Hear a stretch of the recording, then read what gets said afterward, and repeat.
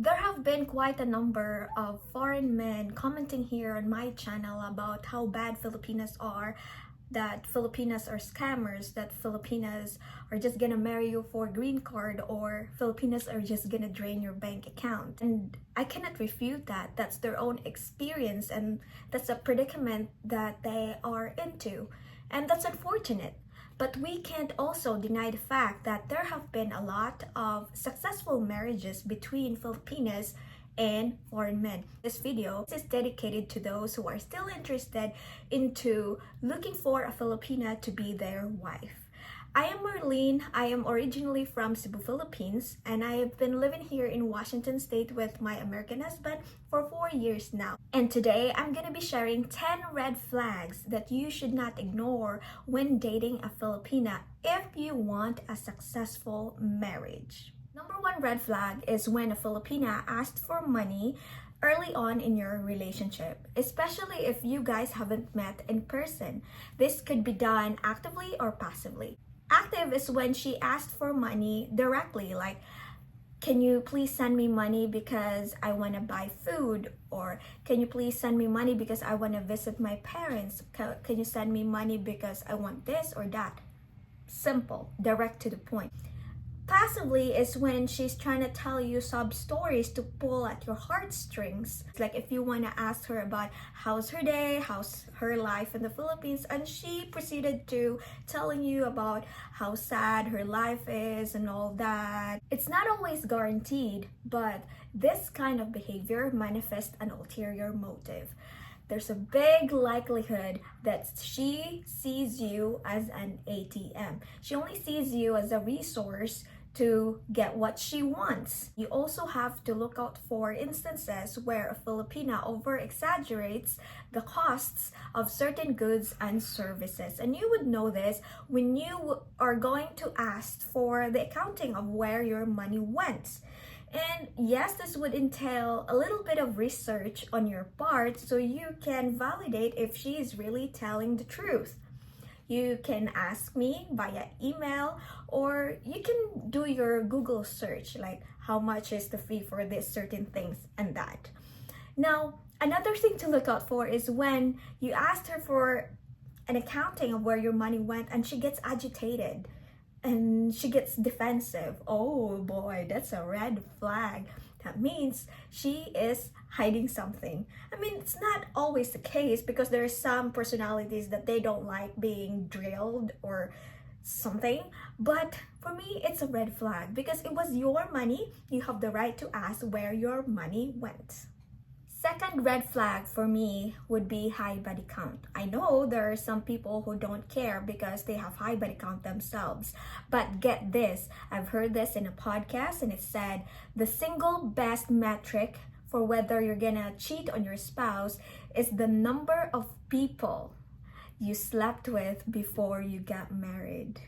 Well, I know it would be difficult for you to determine this for a woman because there is someone who would conceal it from you, but there are also women who are very proud of their high body count. So if a Filipina that you happen to date is very proud that she has dated or has slept with a lot of men in the past, then run, Forrest, run.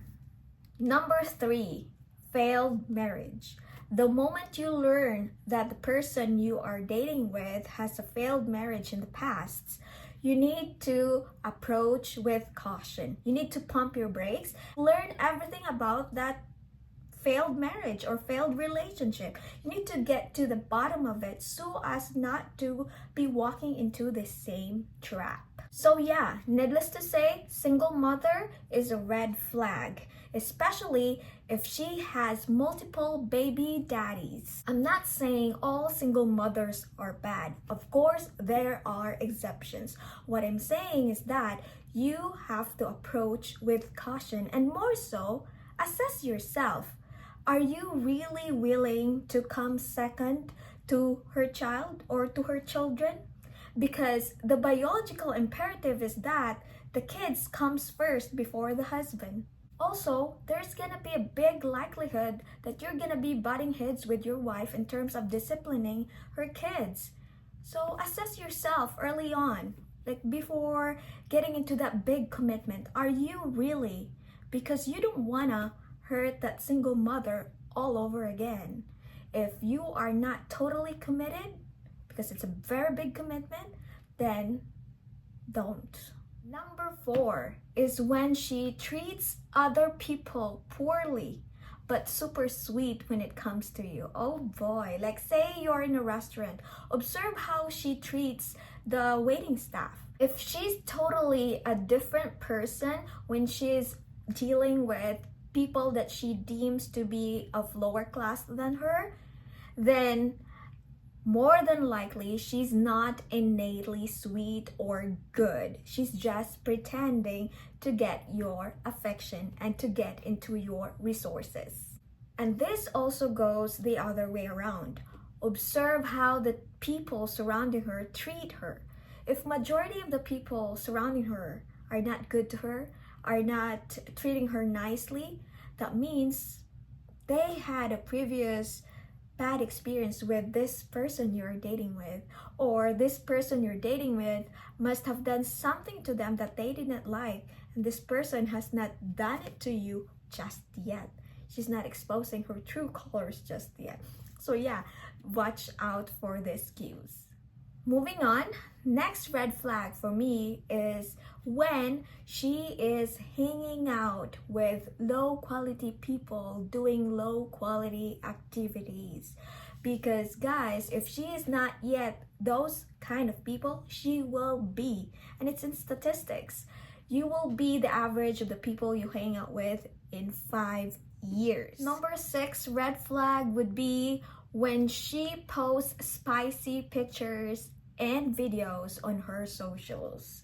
Oh boy, some women would say, I was just expressing myself, but nope, nope, nope.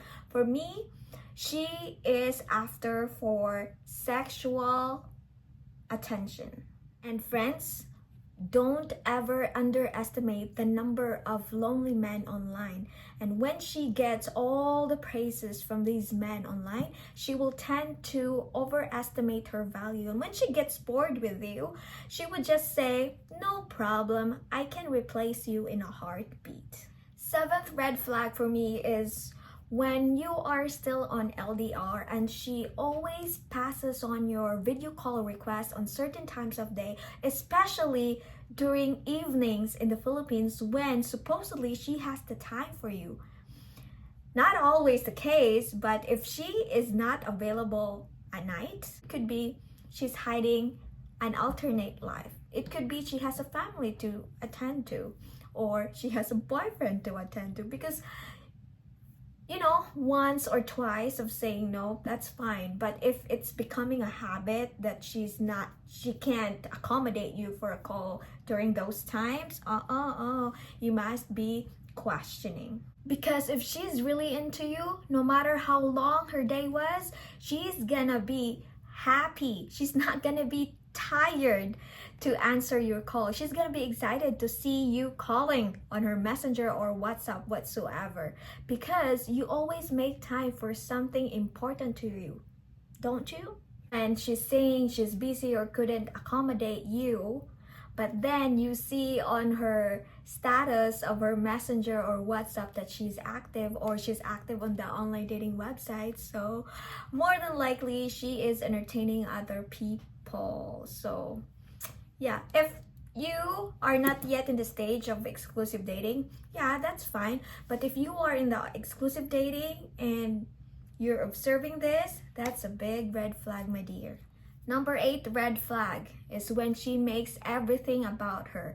Like say, for example, you brought up something to her attention, but then she twists it in a way that she's now the one complaining on you, or you're having a bad day, you just wanna, express distress, whatever. But then she's also trying to one-up you with her story because she always wants to be the center of attention. That's a red flag. That just clearly shows that she doesn't care about you. She doesn't care about how you feel. All she cares is how she feels, and that's not what you want for a spouse. Number 9 red flag would be emotional blackmail. when she gives you a cold shoulder, or commonly known as tempo, every time she doesn't get her way, then you should have second thoughts on her. It clearly shows that she's immature. She's a child. She doesn't know how to communicate her feelings. She doesn't know how to communicate to you intellectually so that you guys can come up with a compromise. And also, it's also showing a part of her that she is manipulative if she's using these tactics. And what makes you think that she's gonna stop this when you guys are married? There's a big likelihood that she would even intensify this attitude. And yeah, I've heard stories, or yeah, there are some comments here on my channel that their wives are doing this, emotionally blackmailing their spouse so that the spouse would give more money to the wife so she can send it to her family back home. And lastly, if she brings nothing to the table other than her looks, prepare that you are gonna marry somebody who's just gonna be loafing around the house while you are out making money for the family. If you don't have a problem with that, then go ahead. But I'm just saying that this kind of woman as well is expensive to maintain. If you're okay with her spending your hard-earned money on lashes, to salons, or whatever treatments to keep her beauty, then you do you. I'm just giving you this warning. And you have to keep in mind as well that beauty is a depleting asset, and no amount of surgery or treatment or whatsoever that can stop someone from aging. And if that was your main reason of marrying a person, oh, what can I tell? You're so shallow. I know, men, you are very visual, but please don't marry somebody just for her looks. Because when you guys are married and have kids and she lost that value, it would be easy for you to leave her, and that's unfair for her, and that's unfair for your kids. Alright guys, that's it for today's video. I really hope that you learned something from me today.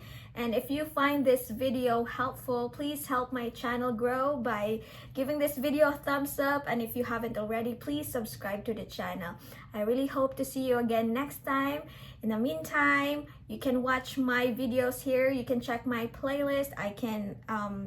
I'll pin it here. Until next time guys, thank you so much. Bye for now.